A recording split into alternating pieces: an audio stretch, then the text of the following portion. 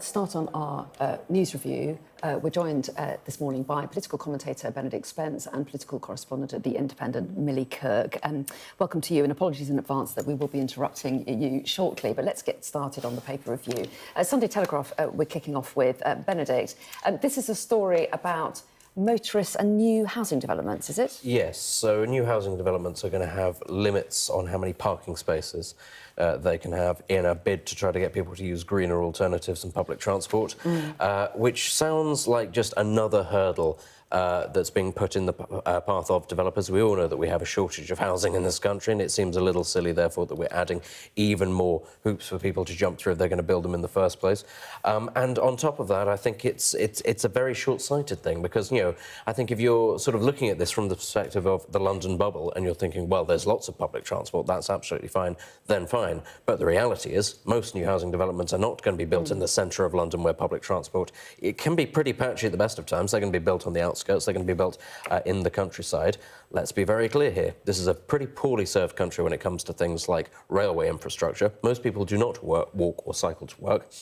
And if it's down to buses, then you are simply leaving, travelling to your job to the behest of other companies. Very often, rural areas are also very poorly served by buses. So I think it's just one of those things where you can tell it's probably been thought up with the best of intentions, but practically speaking, it's just another hurdle to actually building. It's going to make those particular developments less enticing for people to buy in the first place. And I just don't really see what the benefit is when we're trying to get the economy going, making it harder for people to actually get to work. And just to say that a spokesman for the Ministry of Housing says this claim is nonsense. We understand how important it is for motorists to have enough parking options, and they will continue to do so under the changes. We're going to come back to the papers. We are going to go back to Sydney, though, right now. Here is the scene on Bondi Beach as people gather for that vigil 1 week on from the terror attack that saw 15 people shot dead. A minute's silence is about to be observed. So I will be quiet and let's just listen into the scene there.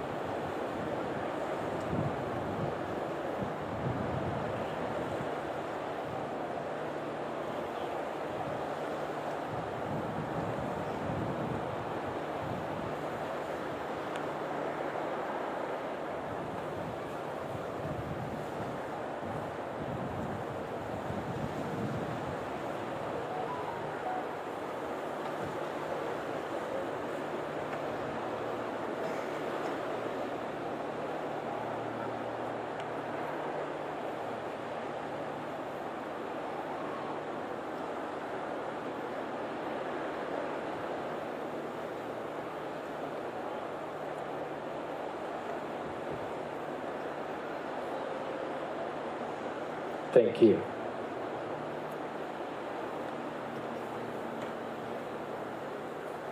Please stay upstanding for the national anthem.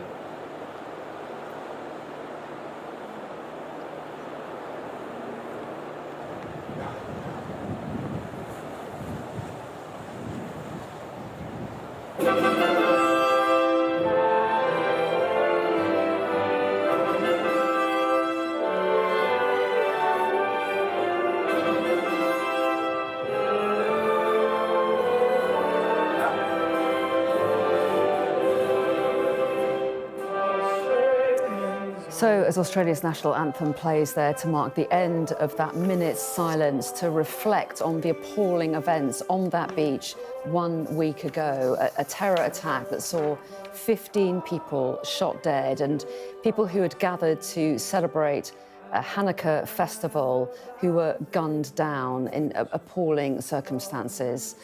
We can see that thousands of people have gathered there on that Sydney beach to mark the minute's silence. There have been similar vigils planned across the rest of the country as well for this evening, as it is there in Sydney. As you can see, nearly 10 to 7 in the evening there. And Anthony Albanese, the Prime Minister, also there at that event. It's a national moment of reflection, isn't it, Anna, as people come together and really lean into community. Many people reflecting that, as you know, as many people watching know, Bondi isn't just a beach, it's a focal point of community. And that's so important that people come together and have that moment. Absolutely, and we will be talking to our correspondent in Sydney in the next hour about this. Just a very quick thought, we're here with our newspaper reviewers this morning, and just a quick thought from you, Millie, about this. I mean, such an appalling and terrifying event a week ago, and it's going to take a very long time for that city to heal. 100%. I mean, it was appalling scenes that came out of Sydney last week, but I do think these sort of vigils are incredibly moving, and the way that Sydney's come together in the wake of it, I do think has been sort of amazing to see and deeply moving. So there was that paddle out a few days ago, early in the morning, and the sort of images that came out of that, I think, it was really positive to see that people were strongly coming together in the wake of it, because I think also with really divisive sort of terrorist attacks, you can often see tensions flare up in communities, and it can be really difficult to have that show of unity. So I do think it's a really positive sign already that we're seeing such a strong show of that. Indeed. Whilst this is very important, obviously, I think that this is not going to be the last terrorist attack that's committed against innocent Jewish people across the Western world. Even in the aftermath of this terrorist attack, we've seen menorahs being desecrated in capital cities across the West, including here in London. 3 have been desecrated. In Bondi, in Sydney, Jewish businesses have been targeted in the aftermath of this event. There have been a number of arrests because of proposed attacks on sites across Europe and the US since then. We need to have these vigils. We need to remember. We need to be aware. But we also need to be very clear that this ideology that is spouting this anti-Semitism and that is crossing over from language and demonstrations into physical violence, into murder, isn't going away anywhere. And actually, to hear sort of, the Albanese government, for instance, saying that things like gun control is the problem rather than the ideology itself, I think is once again skirting around the problem itself. Until this is addressed, that there are people hijacking communities within communities that are using this to spread hate, until that's addressed, this is going to keep happening. OK, yeah, sober thoughts, and I'm sure something that we will revisit many times in the weeks ahead. So we'll leave Sydney for now. We will return there in the next hour with our correspondent. But let's go back to the newspapers this morning. Millie, we're going to pick out a story in the Mail on Sunday next, and this is about strikes in France, possibly affecting the Christmas getaway? So it's looking at the sort of entry-exit system that came into force a few weeks ago. So it's families travelling home for Christmas facing enormous delays. So ferry terminals and roads, people having waits of up to 4 hours, and people being told to sort of... I mean, it's quite a classic one at Christmas time. You often see people really struggling to travel because so many people are trying to do it at the same time. So there's always huge amounts of pressure on the system. But this one is sort of in the wake of this new biometric checks being put into place, but there was an IT glitch which effectively travelling to the EU, isn't it? Yeah, so heading into the EU, people are now having new biometric scans, and even before that system was put into place, there were loads of warnings saying it's going to be an absolute nightmare, leave loads of time, the system's going to take a while to get everyone registered with it. But I mean, at the busiest time of year, we've now seen an IT glitch, which means that sort of, I think they're expecting 30,000 cars are embarking on outbound journeys over Christmas. And now they're facing massive delays because the system itself just isn't functioning. So it's kind of exactly, it's even worse than the scenario they sort of warned about when that system came into force. So, yeah, I think it's far from ideal if you're trying to get home to the EU or even go on holiday over Christmas. But also it's that, you know, you're nipping out to get that one last present, and roads continue to be very busy. 37.5 million leisure trips by car. Just stay home, people, I say. Stay home, avoid it all. I mean, it is ironic, isn't it? Every year we have these very predictable events, like Christmas. And every year something goes wrong and somebody goes, well, who could have possibly seen this coming? It's a bit like with the NHS when we have the flu uptick every year. The NHS goes, oh, good Lord, flu, we've never seen this before. We appear to be buckling under the strain. And you just think, sooner or later, intelligent life is meant to learn from experience. And maybe we'll get to that point at some stage. Not this year, sadly. Not if you're travelling to Europe, anyway. No, I don't think we've got very long. Someone tell me. We've got 2.5 minutes. Shall we... What's next? Nip to Kate Winslet talking about her issues of bullying in the past. This is in the Mail on Sunday. Yes, she's spoken about this a lot, hasn't she? About body shaming. She speaks very so well, vocal. really. Yeah. I think she spoke about how she was bullied at school for people calling her fat, and she was sort of saying that it gave her massive body image issues as she was growing up. And the really heartbreaking thing is she was talking to Desert Island Discs, and she said one of her biggest regrets is how much time she spent thinking about her weight and what she eats.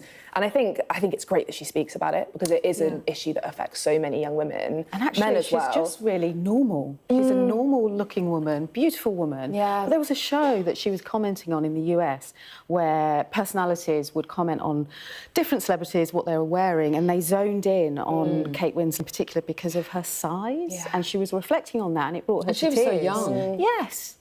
Yeah, It's she's awful. faced a huge amount in the media, because you're exactly right. She's just she's a stunning woman, but she's also a normal woman. And I think it's this normalisation of bodies that are not normal, and women being under huge amounts of pressure to have those deeply unattainable bodies. For reasons that I won't go into, I was watching Bridget Jones the other day, and of Do you know course... what? I watched that the other day as well. Yeah, you see? it's a goodie. And not for reasons unknown, because it's the cool thing to do. And of course, one of the whole shticks about that film is that she's supposed to be this sort of frumpy, slightly overweight character. And I was sat there watching it thinking, really? Well, times were really different and really cruel. Also, because someone completely gorgeous. yeah, I mean, what I could say is when Kate Winslet was growing up and when this film was coming out, very different times, I think, to now. But even so, you know, and we see this obviously with the rise of Ozempic and the popularity of Ozempic. It's still something very much at the forefront of everyone's minds. Yeah, and mine in a couple of days' time. The pressures of social media as well, and people curating the perfect looks and everyone feeling under pressure to look amazing. So, yeah, really important message that she's sending out to everyone. Well, we are out of time. Really good to have your company this morning, and thank you for your reflections on what happened in Sydney last weekend as well, something that we will revisit. But Benedict and Millie, thanks very much indeed. Thank you. Thank you. Do stay with us. We've got all the top stories coming up next, and we'll be live on Bondi Beach for you shortly. Stay with us.